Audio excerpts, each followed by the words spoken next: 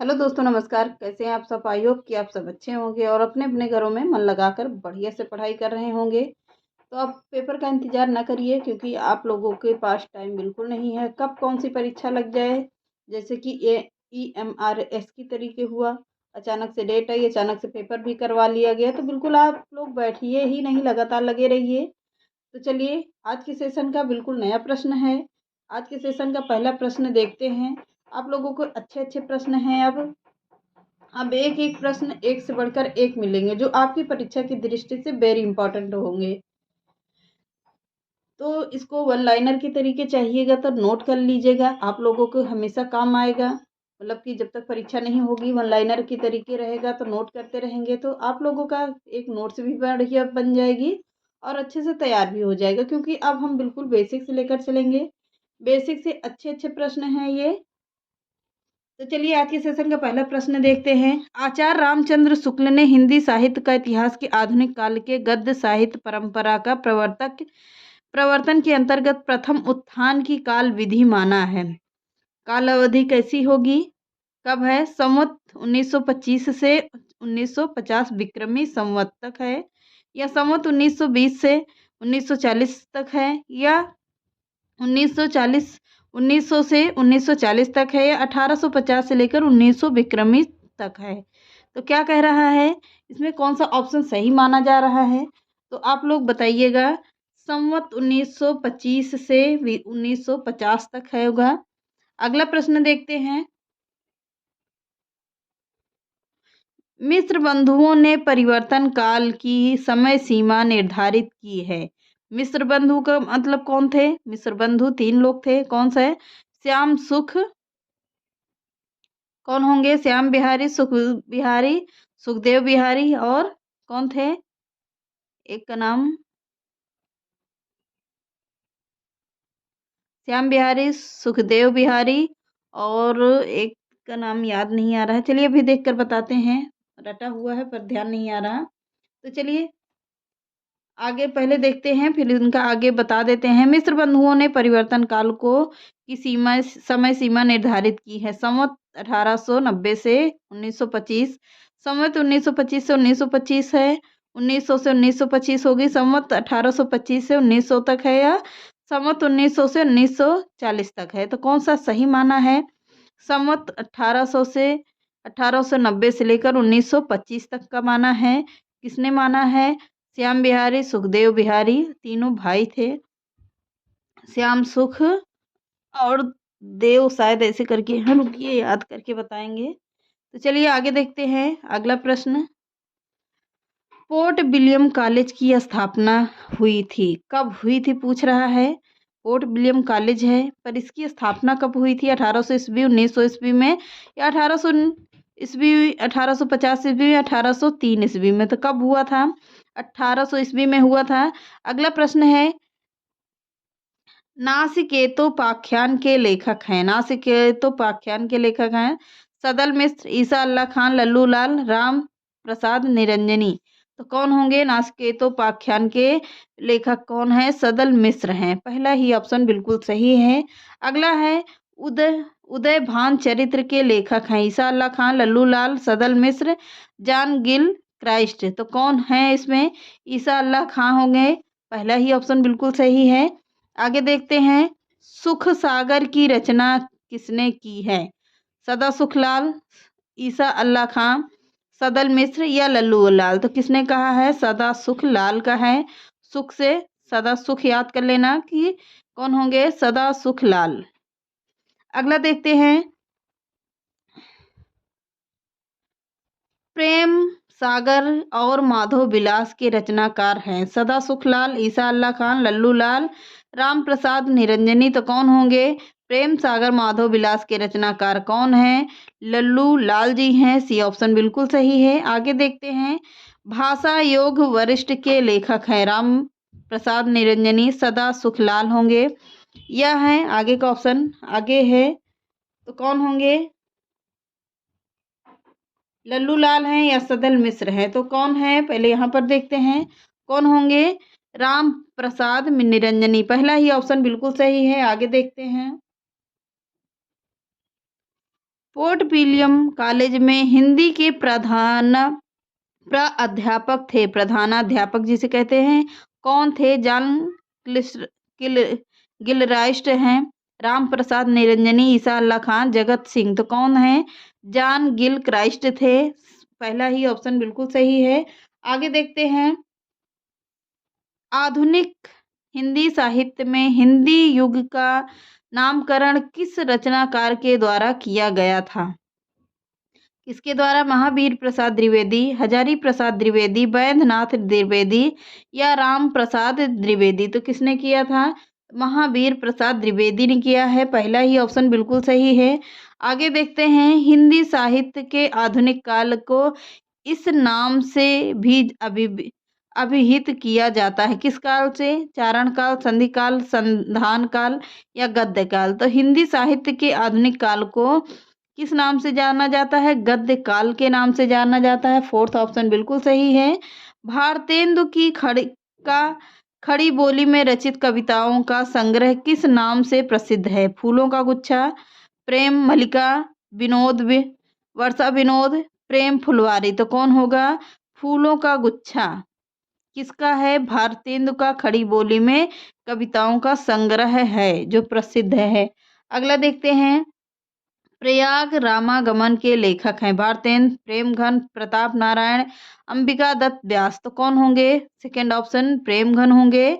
अगला है, जगत सच्चाई सार कविता के लेखक हैं। प्रताप नारायण मिश्र, भारतेंदु, राधा कृष्ण दास हैं, श्रीधर पाठक हैं। तो कौन होंगे? श्रीधर पाठक हैं। फोर्थ ऑप्शन बिल्कुल सही है। आगे देखते हैं, वैदेही वनवास वेरी इंपॉर्टेंट रचना है। वैदेही वनवास आप लोगों की जुबान पर रटी होनी चाहिए, पर है किसकी? यह है अयोध्या सिंह उपाध्याय हरियोध, इनका उपनाम था। किसका? वैदेही वनवास अयोध्या सिंह उपाध्याय हरियोध जी का है, जो वेरी इंपॉर्टेंट है। आगे देखते हैं, रंग में भंग नामक काव्य कृति किसकी है? राम कुमार वर्मा, अयोध्या सिंह उपाध्याय हरियोध या मैथिली शरण गुप्त या सूर्यकांत त्रिपाठी निराला जी की है। तो किसकी है? मैथिली शरण गुप्त की है। थर्ड ऑप्शन बिल्कुल सही है। आगे बढ़ते हैं, इतिवृत्तात्मकता किस काव्य की प्रमुख विशेषता है? भक्ति काल, रीति काल, छायावाद, द्विवेदी युग। तो किसकी है? द्विवेदी युग की है। आगे देखते हैं, किसान के रचनाकार हैं। पंत, निराला, मैथिली शरण गुप्त या प्रसाद। तो कौन होंगे? प्रसाद जी हैं, यानी कि जयशंकर प्रसाद जी हैं।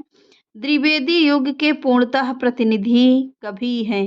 मैथिली शरण गुप्त, महावीर प्रसाद द्विवेदी, रामचंद्र शुक्ल या हजारी प्रसाद द्विवेदी। तो कौन है? मैथिली शरण गुप्त हैं। पहला ही ऑप्शन बिल्कुल सही है। अगला है, अपराजिता के लेखक हैं। नरेंद्र कोहली, उदय प्रकाश, रामेश्वर शुक्ल अंचल या पंत, यानी सुमित्रानंदन पंत के बारे में कह रहा है। तो अपराजिता के लेखक हैं कौन? रामेश्वर शुक्ल अंचल जी हैं। अगला है, दिख रहा है,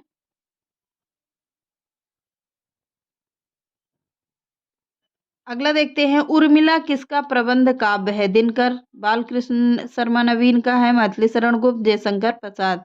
तो किसका है? रामधारी सिंह दिनकर जी का है। अगला है, भक्ति काल में गृहस्थ जीवन का जैसा सुंदर चित्रण तुलसीदास के काव्य में मिलता है, वैसा आधुनिक काल के किस कवि में मिलता है? मैथिली शरण गुप्त, रामचंद्र शुक्ल, हजारी प्रसाद द्विवेदी या श्याम सुंदर दास। तो किसके काल में मिलता है? मैथिली शरण गुप्त के काल में मिलता है, यानी इनकी रचनाओं में मिलता है। अगला है, भारत भारती में किस भावना की रूपरेखा प्रस्तुत की गई है? प्रेम भावना, भक्ति भावना, राष्ट्रीय भावना या ग्रामीण भावना। तो भारत भारती में किस भावना की रूपरेखा की गई है? तो राष्ट्रीय भावना की रूपरेखा की गई है। थर्ड ऑप्शन बिल्कुल सही है। अगला है, रत्नाकर कृति गंगावतरण किस छंद में लिखा गया है? रोला, चौपाई, बरवे या सोरठा। तो किसके उसमें लिखा गया छंद में? तो रोला छंद में लिखा गया है। अगला देखते हैं, जयशंकर प्रसाद की कामायनी की भाषा कैसी है? खड़ी बोली, ब्रज बोली, अवधी या बघेली। तो कैसी है? जयशंकर प्रसाद हमेशा खड़ी बोली में लिखते थे, ज़्यादातर रचनाएं इनकी खड़ी बोली में मिलती हैं। अगला देखते हैं, अरविंद दर्शन के अरविंद दर्शन से प्रभावित कवि हैं पंत, प्रसाद, निराला, अज्ञेय। तो कौन होंगे? पंत जी हैं, यानी सुमित्रा नंदन पंत होंगे। अगला है, इस करुणा ललित हृदय में क्यों अब विकल रागिनी बजती है? इस किसकी पंक्ति है पूछ रहा है। इस करुणा कलित हृदय में क्यों अब विकल रागिनी बजती है? किसके हैं? महादेवी वर्मा, प्रसाद, निराला या पंत? तो किसकी रचना है? प्रसाद जी की रचना, यानी कि महावीर प्रसाद द्विवेदी की रचना ये भी है। आगे देखते हैं, कानन कुसुम और झरना किसकी काव्य कृति है? प्रसाद, भारतेंदु या अगला ऑप्शन आगे है श्रीधर पाठक या गुप्त जी। तो किसका है? प्रसाद जी का है, यानी जयशंकर प्रसाद जी का है। आगे देखते हैं, अगला है, चित्रात्मक भाषा एवं लाक्षणिक पदावली किस युग की कविता की विशेषता है? द्विवेदी युग, छायावाद युग, भारतेंदु युग या रीति काल? तो कौन सी है? छायावाद की युग की है कविता। तो अगला देखते हैं, चिदंबरा किसकी काव्य कृति है? तो चिदंबरा किसकी है? पंत जी की है, जिन्हें इसके लिए इन्हें क्या मिला है? ज्ञानपीठ पुरस्कार मिला है। किसके लिए? तो चिदंबरा के लिए। महादेवी वर्मा को किसके लिए मिला है? उनकी पुस्तक यामा के लिए मिला है। आगे बढ़ते हैं,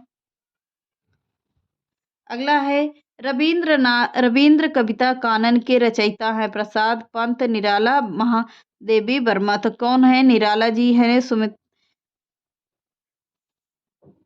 अगला है, गिरजे का घंटा किसकी काव्य कृति है? पंत, प्रसाद, महावीर प्रसाद या महादेवी वर्मा का है? तो किसका है? सुमित्रा नंदन पंत जी का है। अगला देखते हैं, लोक लोक एक रुकिए एक मिनट, दूसरा छूट गया एक। परिमल किसकी काव्य कृति है? परिमल किसकी है? प्रसाद, महादेवी वर्मा या माखनलाल चतुर्वेदी या निराला? तो किसकी है? माखनलाल चतुर्वेदी की है। अगला देखते हैं, महादेवी वर्मा का प्रथम काव्य संकलन है निहार, नीरजा, रश्मि, यामा? तो किसकी है? तो दिनकर जी की है। महादेवी वर्मा जी की है, निहार है। अगला देखते हैं, कला और बूढ़ा चांद। कला और बूढ़ा चांद किसका है? दिख रहा होगा। तो कला और बूढ़ा चांद वेरी इंपॉर्टेंट रचना है किसका? महादेव सॉरी दिनकर जी का है, रामधारी सिंह दिनकर जी का है। फोर्थ ऑप्शन बिल्कुल सही है। गीतिका के रचनाकार हैं, कौन होंगे? महादेवी वर्मा, आगे धूमिल या निराला? तो कौन होंगे? निराला जी हैं। अगला देखते हैं, निराला की कविता राम की शक्ति पूजा पर किस रचना का सर्वाधिक प्रभाव है? वाल्मीकि रामायण, कृतिवासी रामायण, महाभारत, पुराण? तो किस भी है? कृतिवासी रामायण, यानी सेकंड ऑप्शन बिल्कुल सही है। अगला देखते हैं, जूही की कली कविता को किस संपादन ने अपने पत्र में बिना प्रकाशित किए वापस कर दिया था? महावीर प्रेमचंद, नंदुलारे वाजपेयी, महावीर प्रसाद द्विवेदी या श्याम सुंदर दास? तो किसने किया था? महावीर प्रसाद द्विवेदी जी ने किया था। अगला प्रश्न देखते हैं, कामायनी को छायावाद का उपनिषद किसने माना है? किसने माना है? शांति प्रिय द्विवेदी, हजारी प्रसाद द्विवेदी या रामचंद्र शुक्ल या डॉक्टर नागेंद्र? तो किसने माना है? शांति प्रिय द्विवेदी ने। ये रहे आज के टॉप 40 प्रश्न, वेरी इंपॉर्टेंट प्रश्न है, वन लाइनर के तरीके। इसको आप लोग नोट भी कर लेना। तो चलिए मिलते हैं नेक्स्ट क्लास में। चैनल पसंद आए तो लाइक, सब्सक्राइब एंड शेयर कर दीजिएगा। नमस्कार।